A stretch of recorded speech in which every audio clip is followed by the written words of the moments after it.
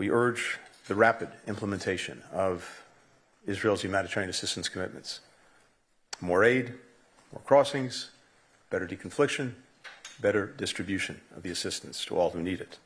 We have seen important steps over the last couple of weeks, with more crossings opening, more aid getting in, more aid getting around. But we need to see sustained results.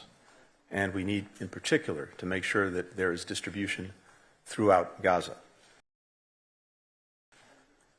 We also focused on the imperative of getting to a ceasefire with the release of hostages. Such a ceasefire would facilitate the dramatic expansion of humanitarian assistance. It would also let Gazans return to the north, those who have been displaced from the north. The only thing standing between the Gazan people and a ceasefire is Hamas. It's rejected generous proposals from Israel. It seems more interested in a regional conflict than it is in a ceasefire that would immediately improve the lives of the Palestinian people. It continues to move the goalposts, and the world needs to know and needs to understand, again, that the only thing standing between a ceasefire and the Gazan people is Hamas.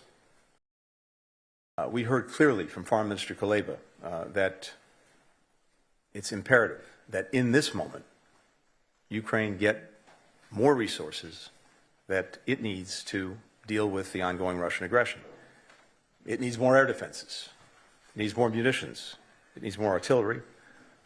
Allies and partners, including the G7 countries, are committed to delivering on that. We discussed steps to provide more assistance more immediately to Ukraine. We also discussed ways to protect and help restore its energy grid, which Russia has sought to decimate. We're also working to strengthen efforts to disrupt the transfer of weapons and also inputs for Russia's defense industrial base. When it comes to weapons, what we've seen, of course, is North Korea and Iran primarily providing things to Russia. But when it comes to Russia's defense industrial base, the primary contributor in this moment to that is China. We see China sharing machine tools, semiconductors, other dual-use items that have helped Russia rebuild the defense industrial base that sanctions and export controls had done so much to degrade. Progress on solutions also to use Russia's sovereign assets for Ukraine was on the agenda. And here, I think we're working on getting to an agreement on that, consistent with international law, consistent with different countries' laws. The Kremlin has called this theft.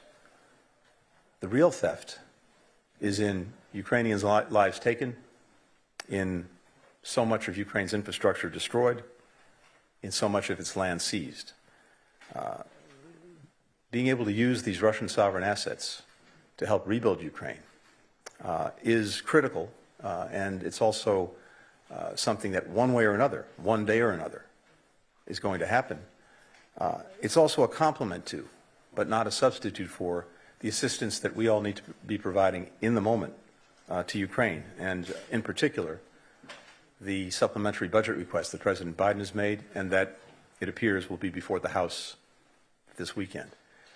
And again, I just want to emphasize two things.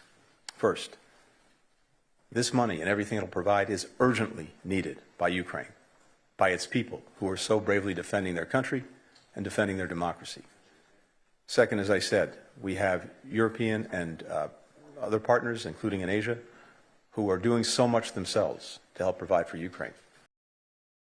The G7 is united on the need for peace and stability across the Taiwan Strait, the South China Sea, the Korean Peninsula, and also united in standing up to China's unfair and non-market practices, especially when it comes to overcapacity, that is, flooding the markets of our own countries with new products and technologies that are heavily subsidized and so underpriced, driving our own businesses out of the market and seeking to dominate these markets themselves.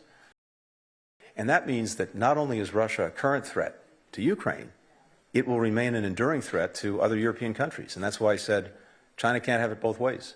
It can't purport to want to have positive, friendly relations with countries in Europe and at the same time be fueling the biggest threat to European security since the end of the Cold War. That was very clear from our conversations around the table.